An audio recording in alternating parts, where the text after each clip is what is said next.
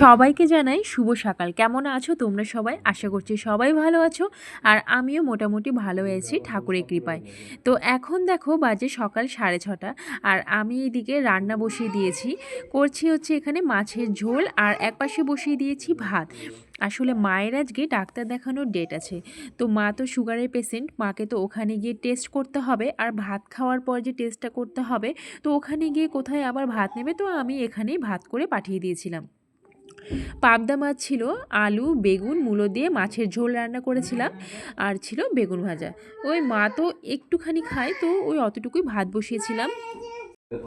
আর হ্যাঁ, আজকে যেহেতু ছিল পৌষ সংক্রান্তি, তো আমি গিনির বাবাকে পাঠিয়েছিলাম বাজারে। কিছুটা বাজার করার দরকার ছিল, তো আমি ওকে বাজারে পাঠিয়ে দিয়েছিলাম। তো চলো এখন দেখি যে সকালের ভিউটা কেমন, রোদ উঠবে কি উঠবে না। আমার না এটাই একটা আতঙ্কের বিষয় যে সকালবেলা রোদ হবে কি হবে না। আসলে রোদ না উঠলে না আমার যে কেমন যেন হয়ে যায় যে কি বলবো। আর তো এই দেখো, দেখেই মনে হচ্ছে সকালটা বেশ ভালোই, আর 9টা 9:30 মধ্যে হয়তো বা রোদ উঠেও যাবে। আর এইদিকে আমি অপেক্ষা করছিলাম যে গিনির বাবা বাজার করে নিয়ে এলো কিনা, কেননা একটু বাদেই আবার মায়ের ডাক্তার দেখানো যেতে হবে, আগেই তো বলেছিলাম। তো চলো, এইদিকে আমি আবার রান্নাঘরে চলে এলাম একটুখানি ভাত ভাজা করব বলে। আসলে কালকে রাতে না আমরা দুজন আর কেউই খাইনি।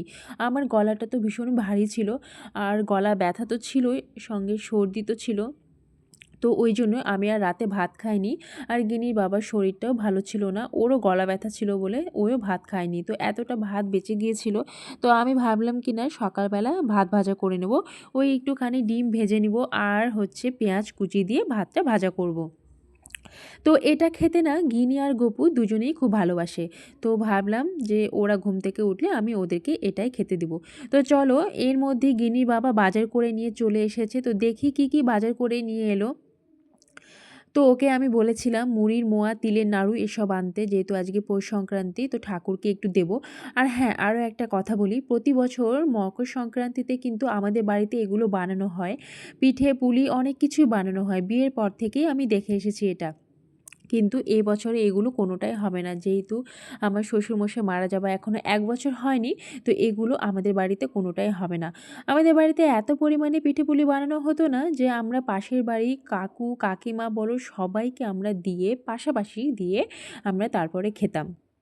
তো আজকের দিনটা আমি খুবই মিস করছি। শুধু আমি কেন, মায়েরও মনটা ভীষণ খারাপ। তার আরও একটা কারণ, বাবা না এগুলো খেতে ভীষণ ভালোবাসতো। তো এইদিকে দেখো আমি ঘরটা এখন ক্লিন করে নিচ্ছি, তারপরে আমি মাকে রেডি করিয়ে দেবো, শাড়িটা পরাবো। তো তারপরে মাদেরকে আমি পাঠিয়ে দেবো ডাক্তারের কাছে। আর এই দিকে তারপরে আমি চলে যাব স্নান ধান সেরে আমি ঠাকুর ঘরে পুজো করতে। তো আমি এখন ছাদে চলে এসেছি, আমার স্নান কমপ্লিট, এখন পুজো করতে বসবো। আর এই দিকে দেখো, আর হ্যাঁ, আমার ছাদ বাগানটা তো তোমাদের দেখানোই হয়নি, তো কোনো একদিন সময় পেলে আমি ভিডিও করে তোমাদের ছাদ বাগানটা দেখাবো। ওই কয়েকটা শুধু গাঁদা ফুলের গাছেই ভর্তি রয়েছে, আরও কিছুটা গাছ রয়েছে। আর হ্যাঁ, এই দেখো আমি না ছাদে উঠেই আমার একটা জিনিস দেখে মনটা ভীষণ আনন্দ খুশিতে ভরে গেল। তার হচ্ছে কারণ, এই যে দেখো জবা ফুলটা, এসেই দেখি এত সুন্দর ফুটে আছে।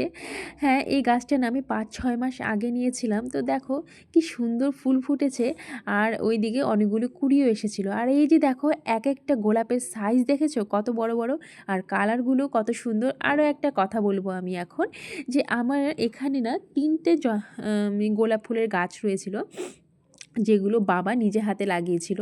তো বাবা মারা যাওয়ার পর না আমি কি করেছিলাম, সেই গাছগুলো থেকেই ডাল কেটে কেটে এই টবে বসিয়ে দিয়েছিলাম। তো দেখো সেই 3টে গাছ থেকে এখন কতগুলো গোলাপ ফুলের গাছ হয়ে গেছে। তো আর শুধু গাছ হয়েছে বলতে কি, সেখানে প্রত্যেকটাতে কি সুন্দর কুঁড়ি হয়েছে এবং ফুলও ফুটেছে। আর এই দেখে দেখো গপুকে, সে হাতের মধ্যে মুড়ির মোয়া নিয়েছে। আর হ্যাঁ, আমরা কিন্তু এগুলোকে মোয়া বলি, তোমরা কে কী বলো আমাকে কমেন্ট করে জানিও। আমি অনেককেই শুনেছি এগুলোকে মুড়ির মোয়া বলে, না মুড়ির মোয়া নাড়ু বলে, আমরা তো মোয়া বলি। তো তারপরে দেখো আমি এখন চলে এলাম পুজো করতে। আর আজকে কিন্তু ঠাকুরকেও আমি এগুলোই ভোগ দিয়েছি, কারণ শুনেছি যে ঠাকুরকে আজকে তিলের নাড়ু মোয়া এসবই দিতে হয়, তো আমিও সেইভাবেই দিয়েছি। তো আমি এখন পুজো করছি, পুজো করা হয়ে গেলে তারপর আবার চলে যাব সোজা রান্নাঘরে, কারণ আজকে আবার রান্না করব লুচি আর হবে আলু ভাজা, আর হবে পনিরের তরকারি। আমাকে আগে থেকেই বলে গেছিলো যে আলু ভাজাটা কিন্তু করতেই হবে। আর গিনি গপু দুজনেই ওরা আলু ভাজা খেতে ভালোবাসে, আর আলু ভাজা মোটামুটি সবাই ভালোবাসে। তো এইদিকে দেখো আমি লুচি করে ফেলেছি।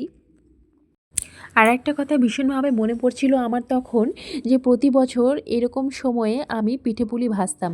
আর পিঠেপুলি বানানোর জন্য না আমার শ্বশুরমশাই কিন্তু ভীষণ এক্সপার্ট আমার শাশুড়ি মার চেয়ে। তো বাবা পিঠেপুলি বানানোর জন্য যে ব্যাটারটা তৈরি করতে হয় সেটা কিন্তু বাবা তৈরি করে দিত, আর আমি শুধু পিঠেপুলি ভাজতাম। আসলে আমি বিয়ের পর থেকে এসে দেখেছি মা কিন্তু তেমনভাবে সুস্থ ছিল না, মায়ের সুগারটা প্রচণ্ড হাই। তো মা একটু অসুস্থই, তো যার কারণে মা এগুলোর মধ্যে হাত দিত না। আর আমার শ্বশুরমশাই কিন্তু এসবের দিকে ভীষণ এক্সপার্ট। তো বাবা এগুলো ব্যাটার তৈরি করে দিত, আর আমি শুধু বসে বসে পিঠেটা ভাজতাম। আর এইদিকে দেখো সন্ধ্যাবেলায় গিনির বাবা এনেছিল সিঙ্গারা, আর গপু তো ভীষণ খুশি সিঙ্গারা দেখে। ও আবার বলে এটাকে মোটুর সিঙ্গারা। মোটু যেমন